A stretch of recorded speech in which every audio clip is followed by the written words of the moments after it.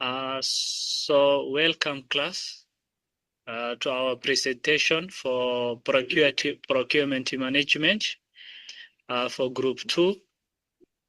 So we are using Montreal Olympic Stadium as our case study for today, using the Montreal as a case study. So if I can give you an overview of the project, the Montreal Olympic Stadium was built for the 1976 Summer Olympics. It was an ambitious project by the Montreal city in Quebec province. The scope included the main stadium, for the games, for the Olympics that were happening in that year. So the stadium included the tower, all the facilities for what we call like the games to take place, and they are a retractable roof. A retractable roof is a roof that can open and not close when the need rises. So the city of Montreal approached the then architect, French architect Roger Taillibert, and they do not go through the normal procedures that usually happens nowadays. So the initial budget and the actual cost, the original cost estimate was about 1.124 to 134 million Canadian dollars. That was the initial budget expected.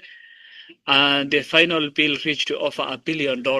So you can see that is almost 2,000% increase, making it one of the most expensive stadiums of its era.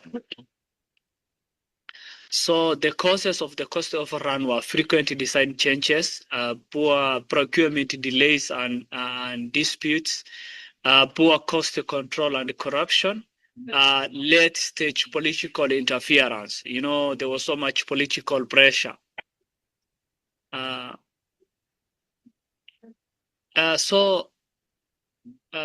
it called? The initial schedule. So the problem was the schedule, and by the time the Summer Olympics started, like the stadium was not ready. So they had to do with whatever that was ready, and the rest of it was to be done later on. And because of that, there was scope changes. So the original plan, basic stadium and sports complex, added mid-project, retractable roof mechanical complex, expanded surrounding infrastructure, scope changes approved without proper procurement or cost assessment. So the procurement relationship. So as I said, the owner of the stadium was or the project was City of Montreal. The designer was Roger Taillibert. The City of Montreal, as project owner, engaged him directly. So technically what happens in such big projects is that like they usually bidding and, you know, to see the possibilities of the contract winner, but there was no like public bidding or invitation of any what we call like potential architects or contractors. So the city engaged him directly and main contractors without open bidding. Subcontractors and vendors had minimal competitive process, leading to weak oversight and accountability. So procurement relationship issues. So there was no clear delineation of roles, direct political involvement. So as I said, it was the city that brought up the architect and like to build a stadium. So lack of performance-based contracts. So the procurement approach was a combination of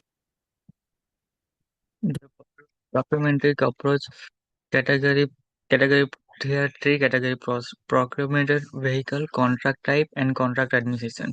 And for procurement vehicle approach used combination of direct award and limited tender. And after issues happen like limited transparency, few competitive bids, and the second category is a contractor type and cost plus and lump sum hybrid, and issue happen like insensitive overruns, lack of risk transfer, and the last one category is a contractor administration, weak oversights, complete documentation, lead to dispute and claim, and there are these three procurement approach will be in the process. So my colleague Fasil will present the next slides. So, talking about the procurement problems, the main issue was that the project did not use competitive bidding. The architect and the contractors were directly hired, which led to high costs and very little control over it. And talking about another problem, there was also poor contract management. The city, the architect, and the contractors were very confused about their roles and responsibilities. This caused delays and many disagreements among them and big scope changes. So, talking about political interference also made it worse. And because many contracts were cost plus, there was almost no incentive to stay within budget. That's why the project grew around 130 million over $1.1 billion.